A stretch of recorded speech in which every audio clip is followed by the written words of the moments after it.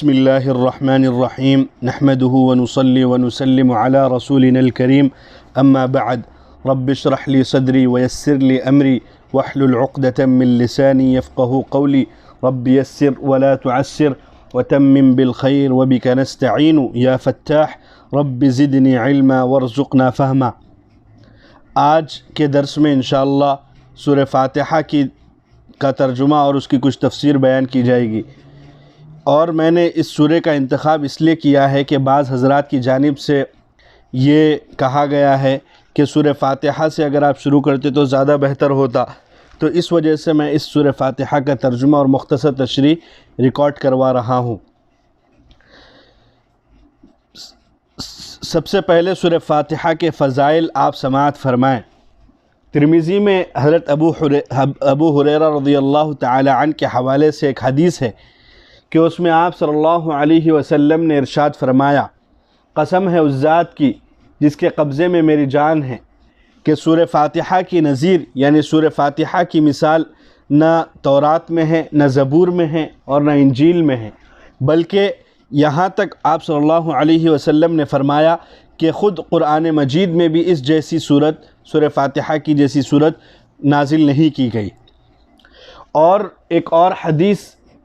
جس میں آپ صلی اللہ علیہ وسلم نے ارشاد فرمایا کہ سورہ فاتحہ ہر بیماری کے لیے دوا ہے، اور سورہ فاتحہ میں اللہ تعالیٰ نے شفا رکھا ہے، اور اسی وجہ سے ایک نام اس کا سورہ شفا بھی ہے۔ اور اسی طرح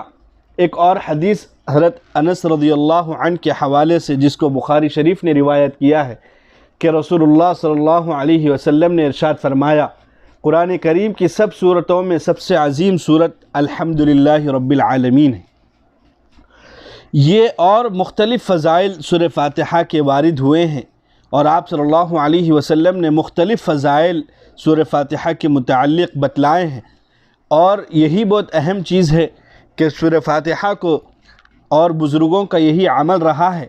کہ اور اسی طرح احادیث سے بھی یہ بات ثابت ہے کہ سورہ فاتحہ اگر کسی مریض پر اگر دم کر دیا جائے اور اس کو پڑھ کر کسی مریض پر پھونک دیا جائے تو اللہ تعالیٰ اس صورت کے بدلے اور اس صورت کی برکت سے اللہ تعالیٰ اس مریض کی جو بھی بیماری ہو اللہ تعالیٰ شفا عطا فرماتے ہیں۔ اور یہ طریقہ آپ صلی اللہ علیہ وسلم کا بھی ہے، اور اسی طرح صحابہ کرام اور اسی طرح اسلاف امت اور بزرگوں کا بھی یہی عمل رہا ہے کہ سورہ فاتحہ میں اللہ تعالیٰ نے بے شمار فضائل رکھے ہیں، اور بلکہ یوں کہا جائے کہ سورہ فاتحہ قرآن کا متن ہے، اور اس کی پوری تشریح اور اس کی پوری توضیح اور اس کی پوری وضاحت پورے قرآن کریم ہے۔ اور ائمہ مفسرین نے اس کے متعلق کافی فضائل بیان کیے ہیں، اور اس کے اندر کافی مسائل بیان کیے ہیں جو اگر آپ کو مطالعہ کرنا ہو تو حضرت مولانا مفتی محمد شفیع صاحب رحمۃ اللہ علیہ کی تفسیر معارف القرآن آپ اس کا مطالعہ کر سکتے ہیں۔ سب سے پہلے ترجمہ ملاحظہ فرمائیے۔ بسم اللہ الرحمن الرحیم، شروع اللہ کے نام سے جو سب پر مہربان ہے، بہت مہربان ہے۔ الحمدللہ رب العالمین، تمام تعریفیں اللہ ہی کی ہیں جو تمام جہانوں کا پروردگار ہے۔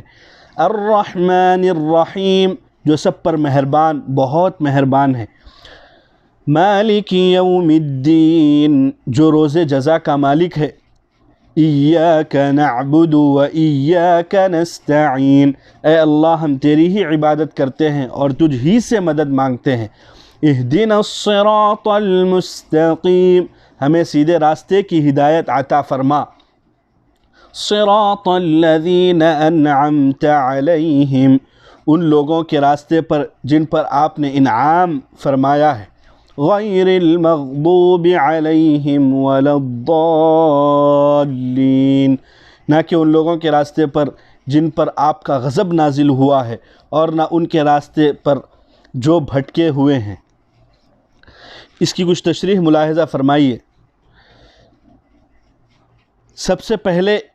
یہاں الرحمن الرحیم کے متعلق وضاحت کرتا ہوں، نہیں اس سے پہلے میں ایک الحمدللہ رب العالمین، تمام تعریفیں اس اللہ کے لیے ہے جو تمام جہانوں کا پروردگار ہے۔ اگر آپ کسی عمارت کی تعریف کریں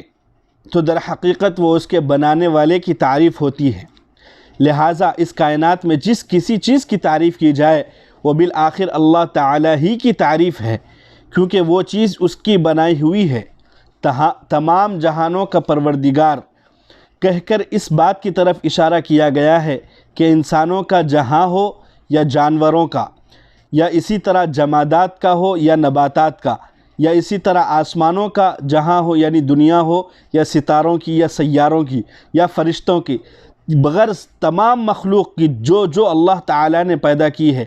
سب کی تخلیق اور پرورش اللہ تعالیٰ ہی کا کام ہے، اور ان جہانوں میں اور اس دنیا میں اور اس ورلڈ میں جو کوئی چیز قابل تعریف ہے وہ اللہ کی تخلیق اور شان ربوبیت کی وجہ سے ہے۔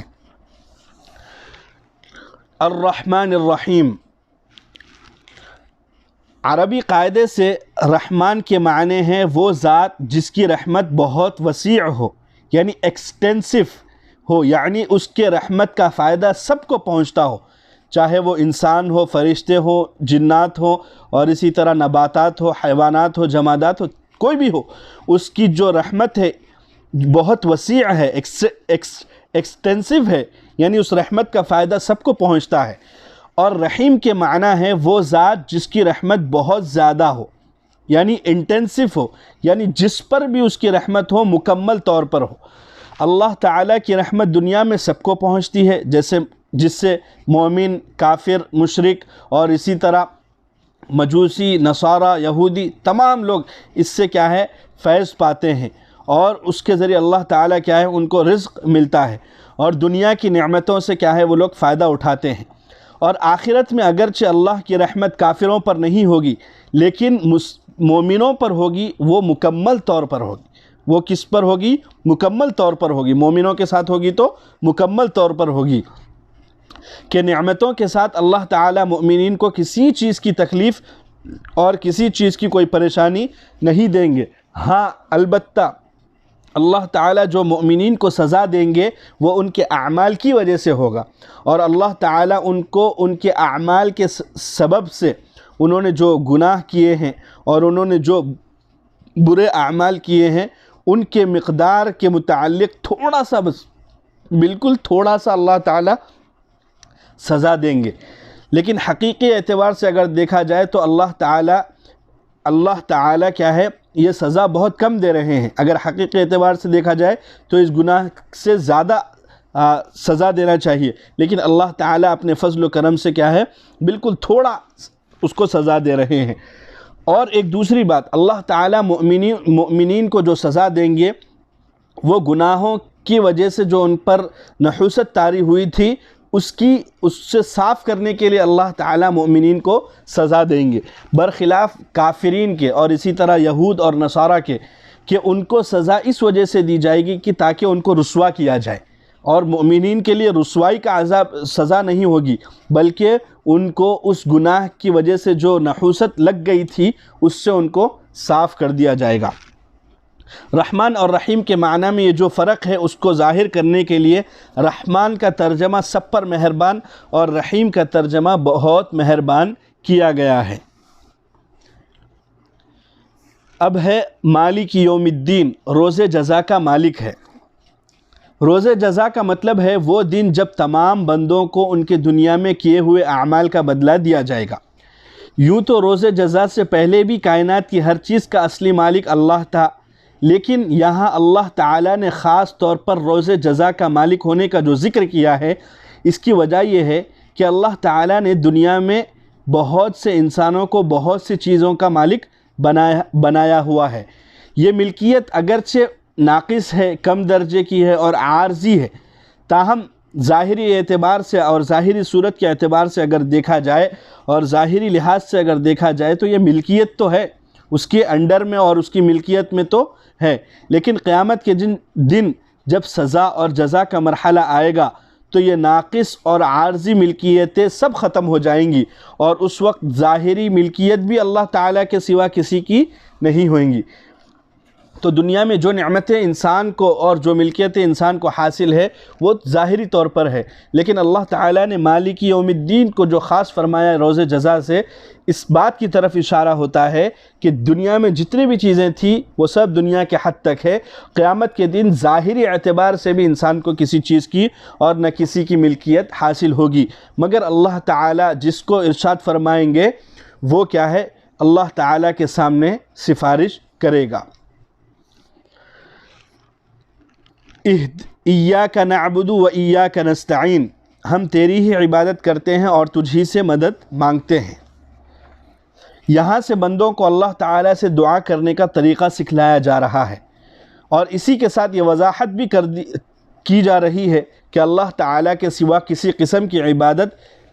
کہ کوئی بھی لائق نہیں ہے، یعنی اللہ تعالیٰ ہی لائق ہے کہ اس کی عبادت کی جائے۔ نیز ہر کام میں حقیقی مدد اللہ تعالیٰ ہی سے مانگنی چاہیے، کیونکہ صحیح معنی میں بنانے والا وہی ہے اور کارساز وہی ہے، اس کے سوا کوئی نہیں۔ دنیا میں بہت سے کاموں میں بعض اوقات انسان مدد کرتا ہے، اور بعض اوقات کسی انسان سے جو مدد مانگی جاتی ہے وہ اس سے کارساز سمجھ کر نہیں، اور وہ یعنی اگر ہم کسی دنیا میں کسی سے مدد چاہ رہے ہیں تو اس کا ہم یہ یقین نہیں کرتے، اور نہ یہ دل میں ہمارا خیال آتا ہے کہ وہ کام یہی کر سکتا ہے، نہیں، ہمارے دل میں خیال نہیں آتا ہے۔